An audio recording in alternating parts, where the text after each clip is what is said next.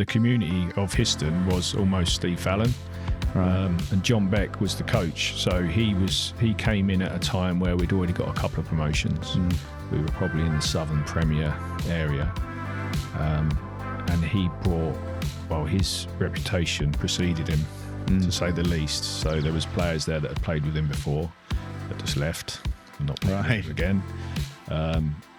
And as a player there, and I was quite young at the time, I was thinking, what's coming? Welcome, Jamie Barker. Thank you. To Being Human. It's a weird title, isn't it? But it's good fun. Yeah. Jamie, I've never met you before until last night, which is crazy. But we've got an infinitive love for a certain thing, which is football. Indeed. And we just thought it'd be cool to have a little bit of a chat about your career and the kind of learnings that you've brought along the journey with you. But firstly, I've got a couple of questions. Go on. One, favourite boot?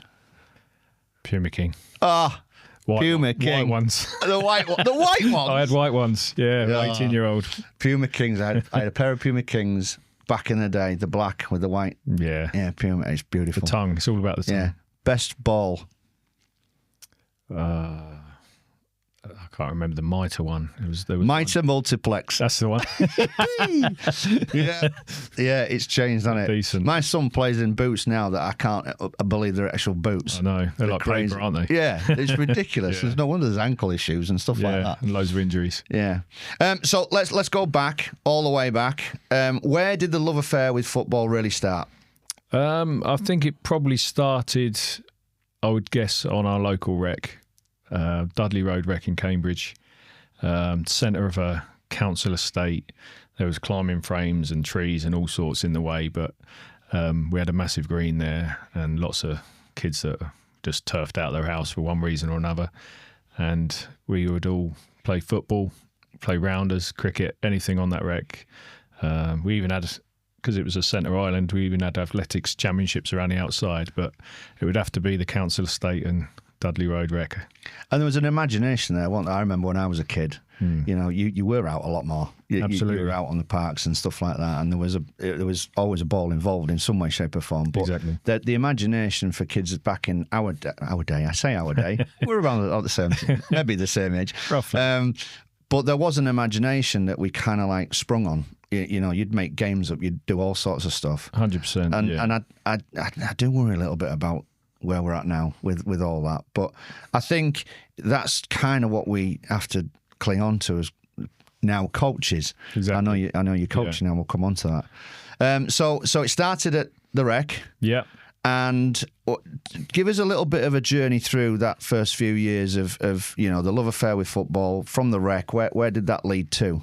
Yeah, so the rec itself is probably half a mile from Cambridge United Stadium. Right. And my school is on the same estate as Cambridge United Stadium.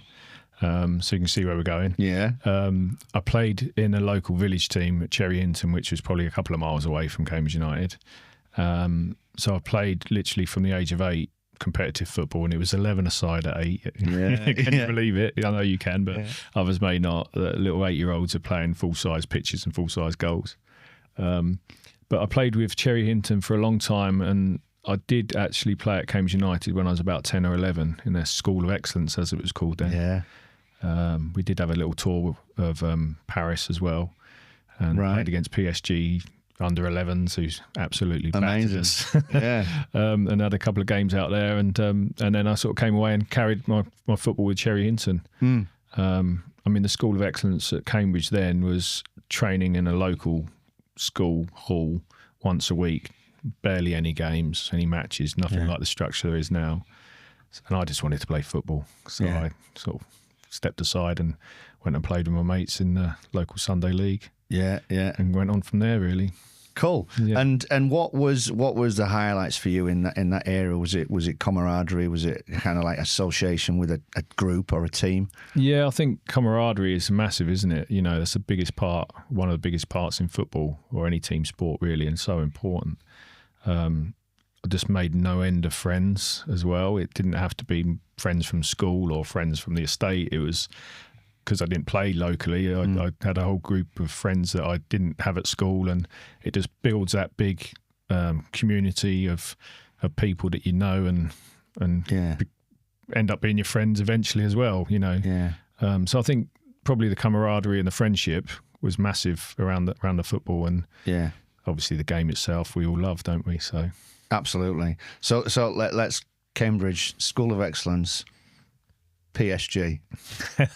Let's stick on that. What was it like as a kid to go and do that? You kind of didn't realise how big that was. Like PSG is a massive club, and we literally turned up on the day, just got off the ferry, drove down to the training ground. It was an AstroTurf, I think we played on, and the manager at the time who took us on the trip was Gary Johnson, so he's ex-Yeovil. Right, Bristol, I think, as well, wasn't he?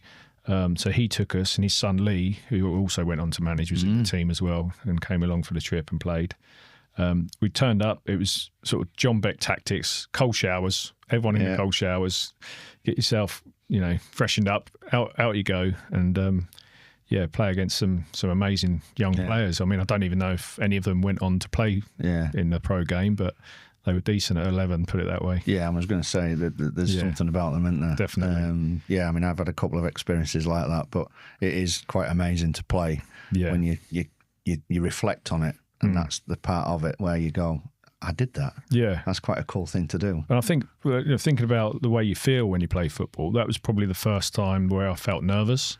Right. Because I'm playing in a school hall or I'm playing on the Sunday league pitch, but all of a sudden I'm playing on a sports ground in Paris against Paris Saint-Germain, and you think, hang on a minute, this is what it feels like to be nervous, excited nervous. Yeah.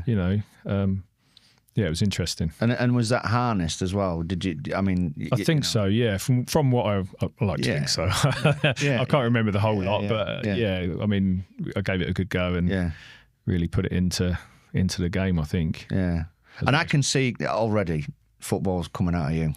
You can see it in your face. What was school like though? Like, I mean, because we've had a few of these podcasts where. School's been an interesting subject matter when we've talked about it, and I can give you my version quite easily, but it's quite good to hear from you. What was school like growing up for you? So primary school, if we break it down to that first, like I said, stone's throw away from Cambridge United. Everyone, all the boys anyway, loved football. It pretty much was around, we'd get to school early to have a kickabout in the playground before maybe some of the teachers had turned up, and then it was about break time and lunchtime and after school. And the school went well for me because I sort of loved sport and I had some good friends and everything else. I kind of sort of breezed through it really. I wasn't particularly academic, but it wasn't really a big deal. Like, it's weird to say I was almost at school for the sport and the football, and the friends. Yeah, I mean we're similar. I mean, even just in the first few minutes. I mean, I won't say breezed is probably a word I would use actually. However, I reflect on it and I go, I could have done better. Oh yeah, 100%. I could have done a hell of a lot better. But sport was definitely a driver for me that carried it through. So we kind of going through school and we've got our love affair with football. What then sparked you into? Because I know we talked about your work and you've been at did you go to college and sixth form college? Sixth form college. Yeah. And what was that like? Did you still play sport there? Or? I basically chose it because a lot of my friends were going there, and it was a sporty college, so they had lots of sports teams. Just a waste of time academically. Like I did do PE. I was as good in the practical as you can imagine, but not so much in the theory. So I almost wasted academically 2 years, but I had the best time. Like, it was great. Met some new friends and did lots more sport, but didn't take anything other than that out of it. There was nothing academic worthwhile, put it that way. So you're honest. One of the things but I think sport drives so many behaviours, and I think that would be interesting to touch on, because you said like sport drove you through it. what values, what lessons did you learn from sport, even just at that early age of, primary, secondary, sixth form? What was driving you? What do you think that brought to you? I think discipline's a big thing. Okay. As a young lad on a council estate or whatever, you learn to be there on time. You had to be part of a team. You had others that potentially were going to call you out for it as well. If you weren't, you turn up late, you don't play, things like that. Yeah. And the fact that you were not. It's not a solo sport. It's not, something that you can just do it on your own. You need other teammates and they need you. So it brings in that sort of, we mentioned it earlier, camaraderie and the team ethic and the discipline to perform or help others. Yeah. That definitely. Yeah. I absolutely go side with that. I mean, I think it's a lost art sometimes that it gives you discipline, but it gives you the skills as well, the soft skills to be able to understand how someone else is feeling because you're part of that team. And I think that's a real kind of learning. I think it gets lost sometimes nowadays from what I see with my boy and, Cherie's kids. And it's all about kind of academic. How do we get them through? How do we measure? How do we get them through them grades? Whereas actually just learn life skills would be great. 100%. Especially now with AI and all that sort of business coming in. You need skills, don't you? Yeah, you've got to be able to talk to people. Absolutely. So I think so touching on talking to people around that kind of sport, I mean, sport definitely teaches us to be able to work as a team. Your career then kind of, I guess you went into work around... we won't mention BT. Yes. We'll call it, what was it called now? Openreach. Openreach. We'll call it Openreach. Yeah. You went into that quite early, didn't you? Yeah, I did, yeah. Sort of from that. So a little bit of background on that.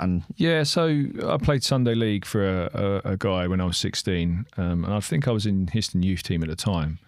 But he worked for BT. So I finished college, didn't know what I was going to do, worked in a warehouse for a weekend job, and he said, there's some jobs coming at BT. So it was literally like, not what you know, sort of who you know, get in there. And I become an engineer, and I think I started on about 14 grand a year, which was like millions. Yeah. I think I was on about 200 quid a month at the time. Yeah. So it was like, oh, wow, 14 grand. So I was climbing poles and down dirty holes and things like that, and pulling cables in and installing telephone lines for, probably until about 2012, until I moved into the office. Right. So I'm still working for the company now. Yeah, and we talked a little bit earlier about how you started to align that with football.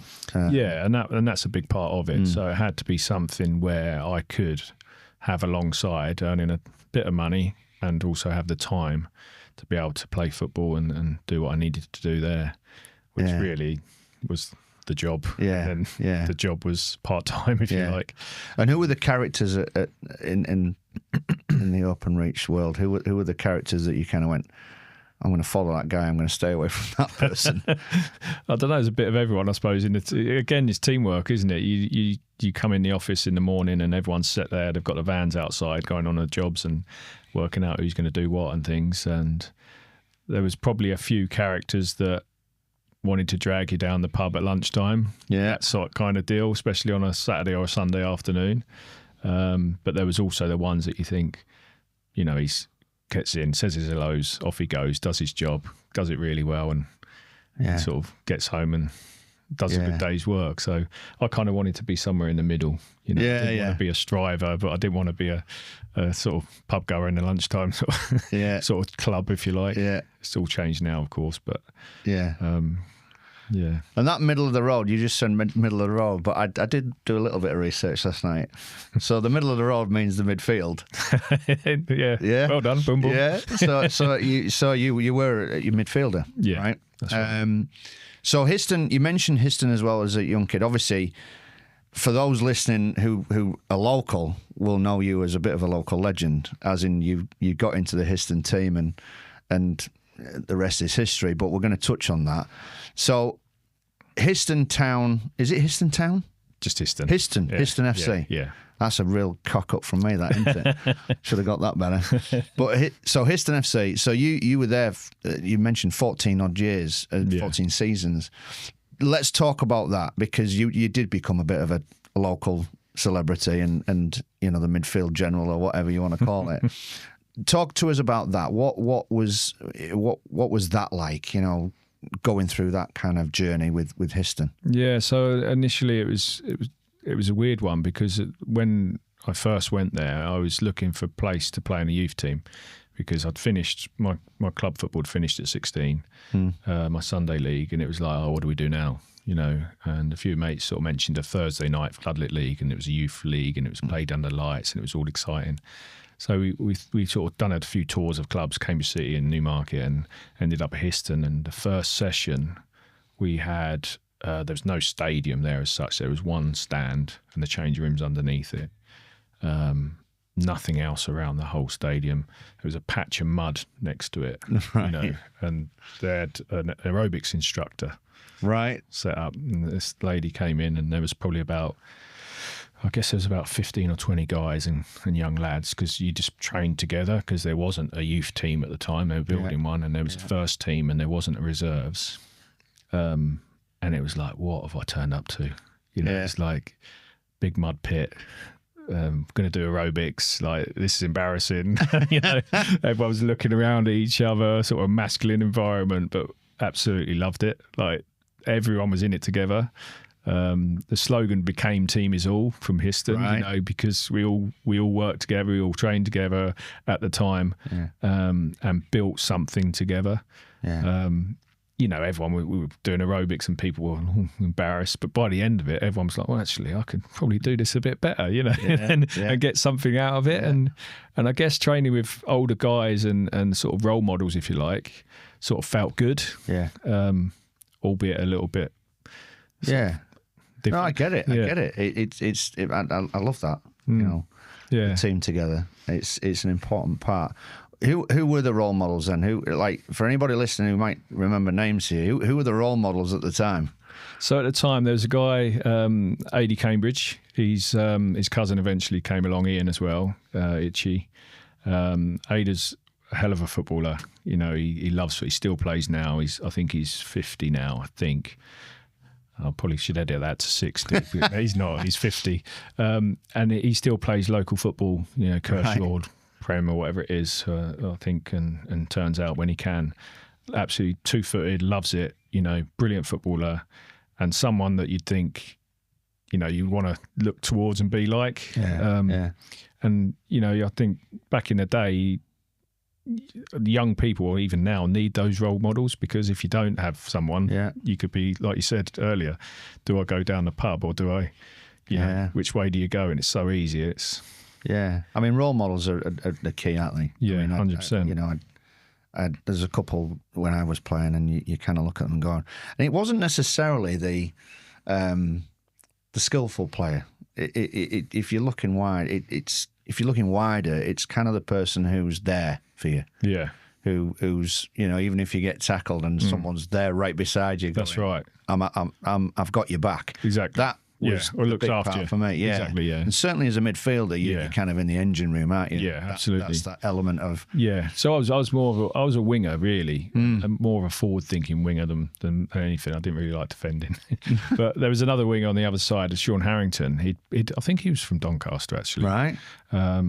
Played in the youth setup of the YTS there, and he was a really wise head for me. Like, he was sort of calm, relaxing, hell of a player. Seemed sensible, he sort of had a good head on him, and I'd talk to him quite a lot, obviously being in a similar position, albeit on the opposite side of the pitch, but he was a good person to have and to sort of bounce things off or just listen to, so I'll definitely give him. It's the stories that they tell into it as well. It kind of molds you as an individual. Definitely. I remember being in the City dressing room, and you've got people like Chris Marples and Sean Reid and Andy McMillan and all these players who did well at York at the time, and it was mad to be in there, but it was also great to listen to them. And albeit there was a lot, I mean, we won't go into banter of football today. Why it's not? a bit more professional. Why not? But there was always banter going off. But I do think that, again, that molds you. That element of camaraderie, as we said. But it's also Mickey taking. It's also a little bit of how far can I push you? Definitely. I remember there's Andrew Jeffries played at Cambridge United, Leicester. He came to Histon from Cambridge City. His dad played Scottish guy, played Partick Thistle or something like that. You know, top end football anyway in Scotland. And I got a bit cocky early on. You know, got like the banter and all the rest of it. And I remember one particular night he really just stripped me back. You know, and I won't go into detail, but I remember at that point, like, now's the time to calm down a little bit. He's just the role models there, like, for different reasons. In that case, he took away what before I went too far. Which I respect and appreciate, because we all need that, don't we? Yeah, gotcha. Absolutely. So role models. I mean, did you ever see yourself as a role model as the seasons went on? Obviously, you've got new players coming in. Did you ever see yourself as a role model? Yeah, I think I did eventually. I still wanted to be that young guy that was, you know, coming in and doing all the good stuff. But I think I did eventually kind of. I got the vice captaincy quite early on. Neil Andrews is our captain. He's only a year older than me. Went to Long Road as well. Played in the county with Neil, and I ended up. Neil got injured a few times, and I ended up being captain in certain cases and for long periods. So I had to sort of grow up a little bit more. I had to be the person that's the leader and the sensible head, and someone that might have to go, calm down, lad, you know, like that. Which I didn't. It's a different angle for me because I was a little bit leery when I was younger. But I quite enjoyed it, especially they started an academy eventually, and some of the younger lads came through, and I quite enjoyed that side of it. Like you could feel them looking up to you, and it was quite nice. And I think eventually a couple of them did go on and play in the league, which was good. More than I did, so it was quite good for them. What makes a great leader, mate? What you know? You've been a leader. You've seen leaders. What in your words would be a great leader?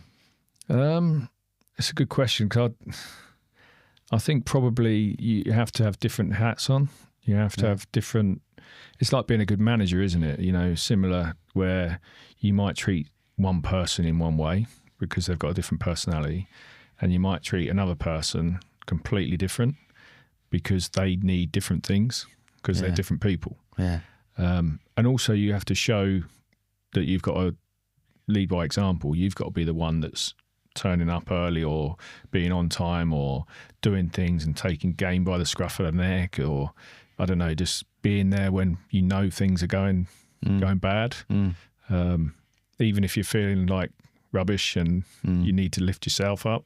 And John Beck used to say that, you know, now we need to pull up our socks, roll up our sleeves, stick our chest out and just march on, like get out there. You know, and that's almost what we need to do every day. Work, life.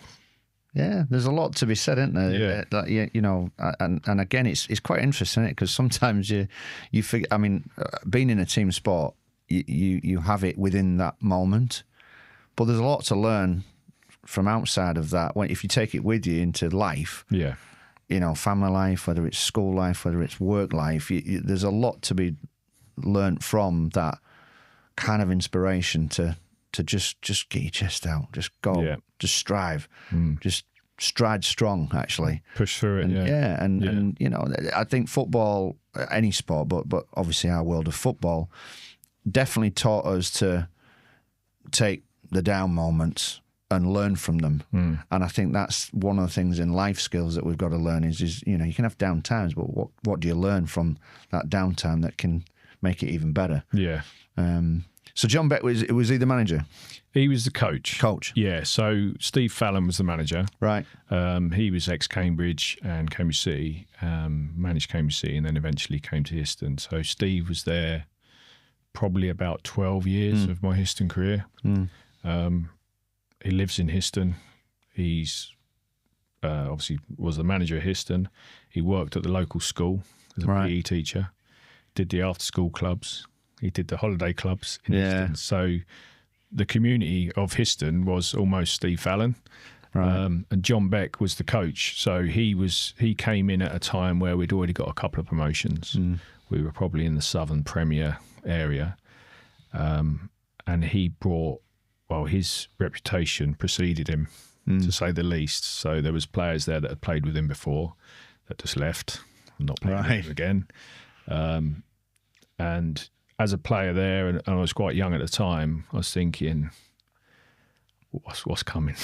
You hear the stories, like you say, the cold showers, the salt in the tea of the opposition, turning the heating off, throwing the grass along in the corners. Deep feet in the pants. All that sort of stuff, yeah. That was probably me, actually, doing that. So you think... But on the other hand, I knew him because he was Cambridge manager when I was younger. So he was manager when Dion Dublin was there, Lee Philpott, all of those guys that played and got to the semi-final against Arsenal back in the day, nearly got in the old school Division 1 playoffs. They were in those. And you think, well, it's a guy that I sort of admire because he's up there and he was Cambridge manager, and then everyone's telling me these horror stories about what we're going to have to do. And but he was brilliant. Right. He was brilliant. And as much as people probably say they hated him, they probably respected him as much, the similar sort of level. Yeah. Because he did get results. I was the fittest I have ever been. Probably scored more goals and had more, success with him than I would any other perhaps coach. And that balance between the madness of John and the calmness of Steve, it sort of worked. It came yin and yang, isn't it? Yin and yang, met in the middle. Brilliant. Yeah. So there's lots and lots of respect for both of those guys, really. Yeah, and different characters as well, clearly, because that's the karma, the madman, whatever you want to call them. That does work. It's a partnership, isn't it? And it does. And you touched on something earlier which resonated, which was the people management or the player management. Or, that was interesting for me when I was certainly, probably YTS. That there was an element of everyone's one. There wasn't this kind of people management of individual. Right. It was very much, I've got 2 years to make you from a boy into a man. And you're all on the same journey, and it is what it is. Yeah. But I do think people management is so much more profound now. Like there are genuinely, you look at the game today. Yeah. Psychologists, everything's thought about. Nutritionists. That's right. You've got someone who you can just go and cry with, someone who you can go and have a laugh with. Yeah. And it's all them things that have changed. But I do think that it was always there. You had to be able to manage someone individually and look after them. And I think that's the things that I learned, certainly from a young age, taking it into my coaching career. Highlight as in your career. I've got a few because we did all right. I know you did. We won quite a few leagues and things like that. So I think if I think about it emotionally, it was probably, I think, the year of winning the Conference South to go into the conference, because we had so many of the lads that had been there for so long that it was just like, that was the pinnacle. Like, we'd done it, because that was what it was. It was coming from local football, going through the leagues with the same core of guys that were all local to Cambridge, barring a few, but and we went and we absolutely just did it so easily in the end as well. Like, I think we won by about 10 or 11 points, Conference South, which you've got teams in there that are all ex-pro or up-and-coming lads, and it's almost a professional outfit anyway.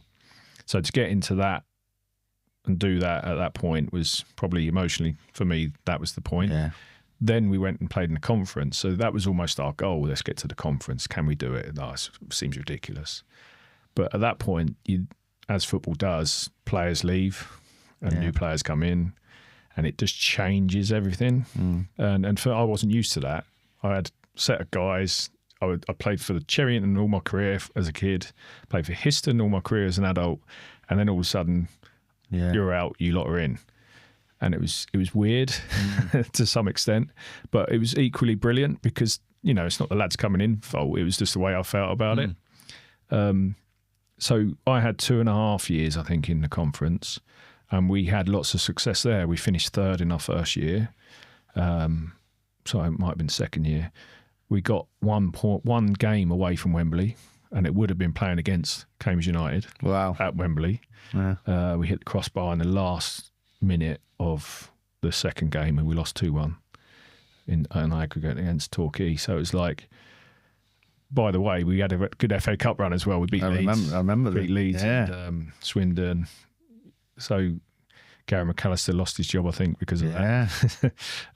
So that was probably the Leeds game, and nearly Wembley was that second part of my career pinnacle, if you like. Yeah, I do like the emotional attachment though on that journey, because that is about you and the lads. Yeah, effectively going on that journey together, which does sometimes, because I do think what you said about like once you've done it, then things change. Yeah, it's right, because I remember that happening, and it you do become individual then. Yeah. You become a commodity. You are, I'm just fighting for myself. Yeah. And I might have players around me, but other than my mates. Exactly, yeah. And it's a business. So that journey to the emotional attachment of, getting the success that you dreamed about, I think is probably the number one. Yeah. It's a great excitement when you play a Leeds United or a Manchester United or whatever. But you are very much an individual mindset at that point, which is fascinating. Cause it's interesting. It's interesting you say it, because now I think about it. We had a great team spirit initially, and we'd have beer on the coach for every away journey. We'd all go out in Cambridge when we got back. When we went into the conference, we couldn't necessarily do that. Yeah, and we had players from Farsley Celtic come and play, and players from London coming up to play. And all good lads, all brilliant. We didn't really have the nights out together. Yeah. If anything, they went back to London or up north to go and have their nights out. When we beat Leeds, I think I forget the name, Gabriel Clark, the guy, he interviewed me afterwards, and it was a rubbish interview, because he was like, "Oh, so you've beaten Leeds? How does it feel? What are you doing? Are you going out? What's the plan?" Knowing we were sort of like a not part-time team. I said, "Oh, I've got work tomorrow. I think I'm going home." Yeah. It's like, that's how I felt after it. Like, it's mad. We've got a game Tuesday. Yeah. Train Monday. Yeah. It's like, it didn't feel and as crazy as it sounds, that should have been one hell of a moment. Exactly. But yeah, I get it. But that's what's inside, right? It's we're all human beings, and like, when we talk about being human, emotion takes over the actual excitement sometimes. So that emotional journey was probably more powerful than the excitement of beating Leeds in the FA Cup, which from a crowd perspective and a media perspective is, oh my God, that's just happened. So there's an excitement, and it's brilliant for the town, but not necessarily for the players, because like you've just said, I'm at work tomorrow. I've got a game Tuesday. Yeah, exactly right. And I think it's true when they say that today's news is tomorrow's chip paper. It soon moves on. And I was kind of aware of that at the time. I was thinking, well, we've done it, but off we go again. We've got something else to think about. And the emotion for me was not gone. It had changed. Yeah. I still played and beat Leeds. We got into the third round of the FA Cup, like for the first time the club's ever done it. And the title, they did a documentary recently, a brilliant little documentary, Not Bad for a Village Team. Yeah. It was the title. And you think, well, that sort of sums it up, really. Yeah. We were initially that village team, come through and done what we've done. And then it was like, call it a day. It was done. You know? What a journey, though. I mean, amazing. Amazing. You know, when you strip it back, that's pretty phenomenal. It is really. As regards, I mean, there's kids that, you know, are on their journeys now, going into clubs. I mean, it's like we just said, it's changed so much. You don't get them village teams doing what you did. Ever, probably. It will never happen again. Yeah. I don't think. I mean, you might get the odd team that goes on a bit of a run and gets noticed, but ultimately, we're so far down the line now with, you know, players being recruited by clubs at 3 and 4 and 5 year old, and it's nuts. It's breaking it up. It just doesn't work. Yeah. So I mean that in its essence is a hell of a journey. Yeah, and one to be very proud of. Definitely. I think the point of it being a community means that it means more. You know, like it is a village, it's a community. Steve Fallon lives in the village. He's part of the community. He sort of almost runs the community. And that's why you get that feeling and why you've got that sort of emotion about it and why it means so much. And I think in the documentary they said that we were the highest ever part-time team that finished in the league. I don't know if I worded that right, but the biggest, finishing third in the conference conference is the highest the part-time teams ever finished. Wow. So that's something. It's massive achievement. Yeah. Massive achievement. Yeah, it's cool. Kudos to you and the gang. It means a lot. It must mean a lot to you. Yeah. And it's what's nice about that is that you can give that to the kids. And that's the story of Dad. Yeah, and, you know how it was nice. We all got together and watched the documentary a couple of weeks back, and the girls came. Right, and they know I played football. Yes, Dad, you played football before. Blah blah blah. But they came and saw it on the screen. It was a big sort of cinema screen almost, not quite, but and people that were there like I hadn't seen for years. Fans, because we used to know the fans. We used to drink with the fans afterwards. One woman named her child after me. It was like the kid was there. It's like his name's Jamie because of me. I'd forgotten all about it, and I thought, did she? Oh, she did. And it was because she said she was pregnant at the point at which I think we played in the first round one year in the FA Cup, and she was like, whoever scores today, I'm going to name my kid after him. And so I scored. You know, wow! And he turned up, a little 18-year-old lad. It's like. Wow, this is weird. That's unreal, isn't it? But yeah, going back to the kids, my kids, like for them to see that and all these people around and have that sort of community back almost, they were like, I was really pleased that they saw it. Yeah, that's it special. Probably lasted a couple of days. But yeah, but it's special, isn't it? It's special. It's a special moment. So fast forward, we've kind of taken everything we've learned from the game and the camaraderie and the life lessons. You're now into coaching, I know, because I came and watched last night for a little bit. What's that been like? What have you brought with you on that journey? Yeah, so I think part of it I didn't expect to be doing because when you have girls, you don't. I mean, well, I suppose when you have kids, you don't know what they're going to want to do. So I'd always hoped that they'd play football, and I remember taking my eldest Isla when she was about 5 to Isleham under 5s. Got her all kitted out. I was excited. Took a photo of her. Took her down there. Sat on my lap the whole time. You know, didn't do it. Didn't want to do it. I was like, okay, I'm not going to push it. So I thought that was it. I thought I was done. So a couple of years later, the Wildcats started in Isleham, and she was like, oh, you know, I'll go along, sort of thing. It's like, oh, brilliant. So we ended up with about 35 girls, and I thought this is amazing because I've got a sister. She played in the same team as me, albeit 2 years older than me, she is. But she had one season at Cherry Hinton, and we had to ask if she could play. Right. Not only was she older, but she was a girl. Yeah. And it's like, it's not right. So she had one season, and then that was it. She wasn't allowed to play. Like there was nothing for her. There was no girls' teams. Didn't play at school. And she was better than me. She won Player of the Year. Right. So it's like, this is just wrong. So I've got a bit of that in me, I think. And the opportunity is important for anything. It doesn't have to be football. Everyone should have an opportunity to do what they want to do, or especially something they're good at. So I thought, you know, from the Wildcats, let's create some teams. And we did that with a couple of other coaches, create 2 girls' teams. And it's sort of built from there, really. Yeah.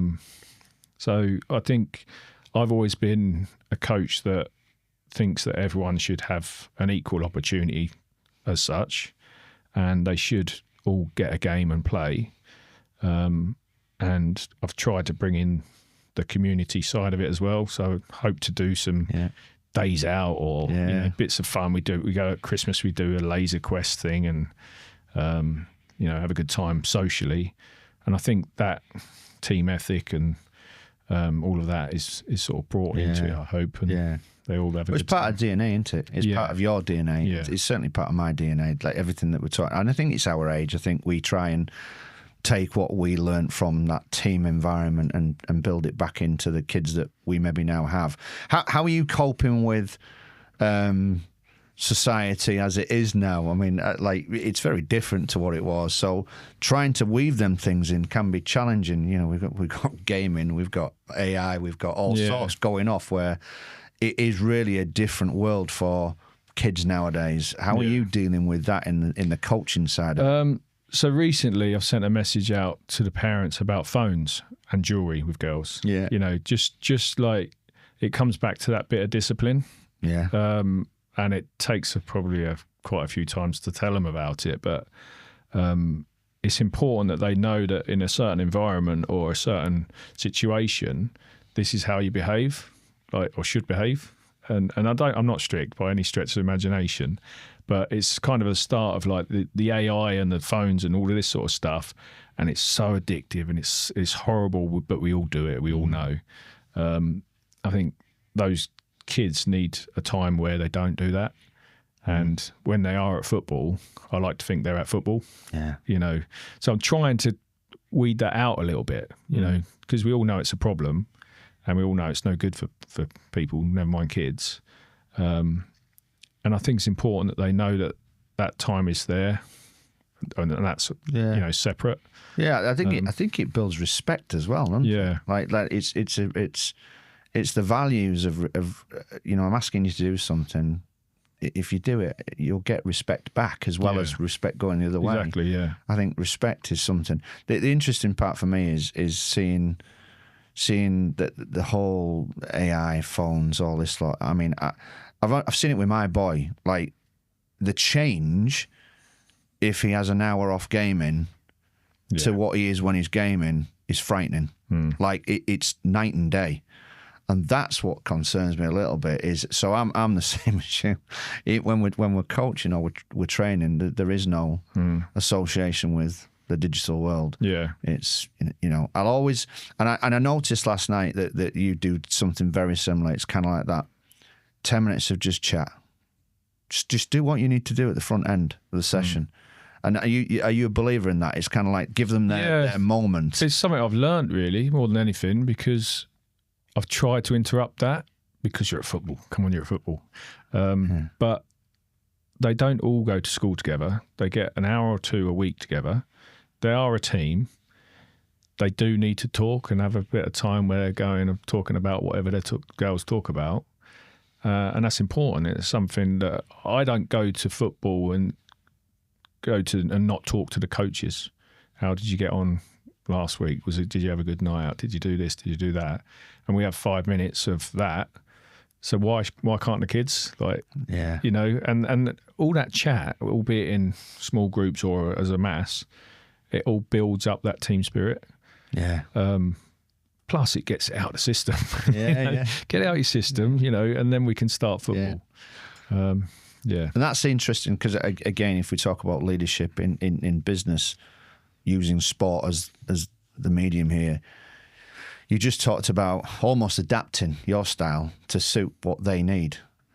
And I think that's, again, a real life lesson, isn't it? You've got to be agile. Yeah. As a coach or a leader or whatever you're doing, you have to adapt to situations, but be really flexible and agile in what you do and what you say. Is that fair? Yeah. I'm still learning. I think every coach is still learning. I don't think anyone's at the pinnacle of coaching. Even the coaches in the Premier League, they don't get it right, do they? Not all the time, most of the time probably. But if you're not learning about it, you know, what are you doing? You know, what's what's the point? Because no one's a finished product, I don't think. No, I mean, well, there's a few people that think they are. Yeah, of course. Yeah, we get that. But there's humility there, isn't there? Yeah, there's a lot of humility in I think, and I think that sport does help you build humility because of the team environment.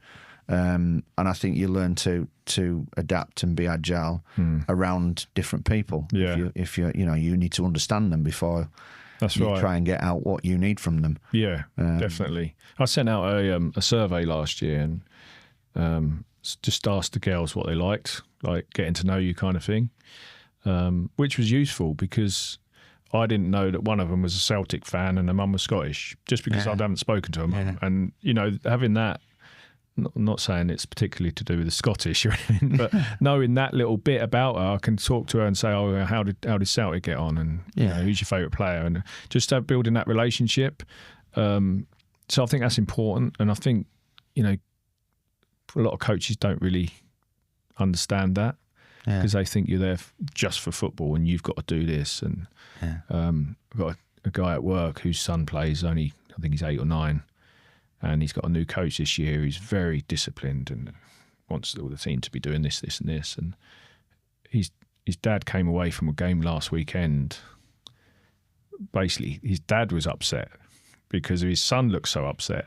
And his son, he was basically told, you do as I say, otherwise you're off. And it's like, you're 8 years old. You know, he doesn't understand half the things he's telling him. You know, all the football talk, man on and all this stuff. You probably haven't explained that to him, but now you're telling him if you don't do it, he's coming off. He won't get a game. And his dad was upset by it. So it affects more than just that one person. Yeah. It's negativity. It's running through people and it can go wild. And that's where the problem is. And I think that, for me, is the lesson right here. If we're just sat here now talking, you gotta work with people in the right way and show humility and empathy, and really drive, you know, a positivity through it. You can be critical at times, and you can give them advice to change it, but positivity's got to be the main line. Definitely, yeah. Because otherwise, you know, you don't know what's going on in their lives unless you ask the questions. Yeah. So it's a really important part. Yeah. I love it that you're involved in coaching now. Again, I think we lose a lot of people out the game once they finish the game. Sometimes I think giving back it certainly drives me. I'm not in it for money. I'm not in it for that. It's more about passion and trying to, you know, help people learn the game. Yeah. And it's brilliant when you see people do something and you go, oh my God. Yeah. That's taken us 8 weeks, but it's worked. Yeah. And did you mean it? Yeah. Did you mean it? Yeah. But it's just brilliant. It's genius. And I think that gives them life skills, doesn't it? Definitely. And for me, like the way I've built friendships and my life around football, I don't want my girls to necessarily be in football all their life, but I do want what football brings for them. Yeah. And it could be netball or whatever, any other team sport. I think that's something that each parent should look at really. Mate, I think it career-wise, it helps. You know, I mean, we're going to be biased on this podcast. It's going to come across as complete bias, but I don't care, because sport absolutely does drive careers. You know, you learn so many different ways of helping people that it doesn't need to be a team sport for it to be a team. Yeah. Beyond. Exactly. Yeah. You know, if you get into business, it's a team environment that makes that business tick. And I'm fortunate enough to work with someone who's not bad at being a team player. She's looking at me. But that's what you need. You need people around you who fill the jigsaw. Yeah. And everyone's it just different. Yeah. Absolutely, everyone's different. So finally, let's talk about SHOT. Yeah. Let's talk about that world that you've got into now. Give us some background on where that's going, what it is, you know, for the audience that are listening, where you're trying to take it, what do you want to achieve, what's the dream, all that. Okay, I'll try. You'll try. So SHOT sort of came out of the football, really. The teams, there's chap Liam McDowell, who's sort of the big driver behind it. But essentially, SHOT is something that, we've almost covered most of the values on here. It's about, empowering and enabling. Can it be a platform for others to do good? It can be a platform for itself to do good and all people within it to do good. So SHOT Clubhouse is a soon to be app coming out where there'll be an element of coaching, the perform part of it. It'll be an app to enable coaches to talk to kids and parents. It's an opportunity for that digital, almost instant feedback for children, right? Players, I should say, to work on individual aspects of their game, and it'll be based around the four corners, the FA model. So it'll be a little bit of social and physical and tactical and all the rest of it in that, and the players will be able to, alongside their parents, feedback to the coach what they perhaps, how they feel about it all, what they want to improve on, vice versa, and that player will own that data, so that data will stay with them. If they move teams, they can move that data across, however, throughout their whole career. So it's about sort of helping people, empowering people, trying to improve people, give someone a space to be part of that SHOT community, and be part of something good, really, something positive. Love it. Yeah. So I mean, there is a shop as well. We've got a deal with Araya, so we can sort of put some kits out there and some cool streetwear that'll be on the cards. And there'll be a news pulse, daily feed for other things. And I'm correct in thinking that not only is it player development kind of touching that, but it's also you can wrap the club around it as well. You can manage almost your administration. Hence the clubhouse. So I love it. Yeah. SHOT Clubhouse. We've got some good apps out there that we all use, and we all use the WhatsApps for contact and match day data details. But this can be a one-stop shop for all of that. It can do all of the fixtures, the training. You can have your club around it. All of your players within a club could be on it. You could set your own targets. You can, work as a club. All clubs want to play it in the right way. They might have their own ethos or philosophy, and they can drill that down through the SHOT Clubhouse app and go from there. Really. I think a one-stop shop for any of this is genius. I mean, I'm like you. We use FA, we use Spond, we use it. Yeah. Obviously, there's more names. Yeah. I do the TV thing. There's more people. There are other companies out there that you can use. But it's a combination of everything into one. I think that's a great idea. I mean, and again, for anybody listening who get in touch with SHOT and find out a little bit more, because that's you're not far away from launching, are you? Absolutely, it's good. Yeah, we're so close. So the Ferdinand connection? I know you've got yourself involved in that as well, because there's a link there with the two. What's a little bit about that? So Ferdinand Collective, they basically are a company set up by the Ferdinand family, Anton specifically, and their sort of their ethos and their values around the way they want children and people to push on and not get left behind as such aligns so similarly to what we were doing at SHOT. So it made sense for us to almost mould the two and bring in that. I mean, Ferdinand's Collective's sort of punchline is empower the player and build the person. Right. So, we're trying to empower businesses and clubs and kids within SHOT. It's like, well, so are these guys. So we thought they've got a great pathway. One of my passions is that anyone can play football. There should be opportunity for everyone to play football. So you start in the community. They call it their hubs. So they've got the Ferdinand Collective hubs. We've got 3 sessions going in locally around here. We've got some school sessions around, and that's for anyone to come. We've had so many kids that have got just chucked out of their teams because they're not good enough. Yeah. To the point at which they've asked for all their kit back, all that the way that child felt about being in a team and having a kit and belonging. Yeah. they've got to give it back. Yeah. So we basically put on sessions and we have fun games and we play matches, and we try and build that person back up. And some have then gone back into the game and played for clubs, which is, you don't want them to go because you want them to be part of yours, but it's great that they have. So the Ferdinand Collective have now got a pathway for us so that we don't have to lose that person. We can go, right, you can go to the next step. We could create a team here, which we're really close to doing in Ely, by the way. We've got about 11 lads that all want to play in a team and come to a session. It means we might lose that session, but means we might gain something else, something that they want. So let's do it. Let's empower them to play in a team and be part of something and love it. Build it. Putting them part of something that is, that's meaningful to them. Yeah. Right? And it's there's so many coaching people out there, and good luck to them, and they all claim to be elite and everything else. But for us, it's not about we're elite, come and spend your money. It's more about, look, what do you want to do? Do you want to come in and have a game? Do you want to try and improve? If you improve really well, do you want to improve some more? And just there will be a pathway for you.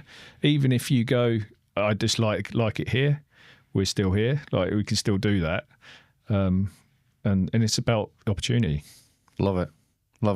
And what's where do people get hold of? What's the contact? Have we got an email address? Do we? Good question. Yeah. Yeah. So they contact shotclubhouse.com. Shotclubhouse.com. Yeah, that's the main website. Yeah. So you can get in contact if you're interested in the Shot Clubhouse app. There is a wait list for that. That will soon be out, I promise. Yeah. There is also a Ferdinand Collective website, so you can go and search that. So there are other people around UK that do the similar things to us all over the UK. So obviously, if you're in Cambridge and West Suffolk, then you can contact us at CWS at ferdinandcollective.com. See, you got it there, mate. You nailed it.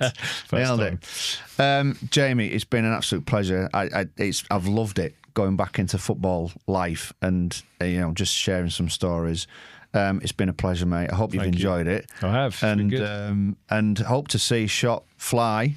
Indeed. And then the Ferdinand Collective go strong for you as well, mate. I know it's Thank you so much. and it's you giving something back as well, and I know Definitely, that's passionate to you. 100%. So, mate, brilliant. Thank you. Thanks ever so much.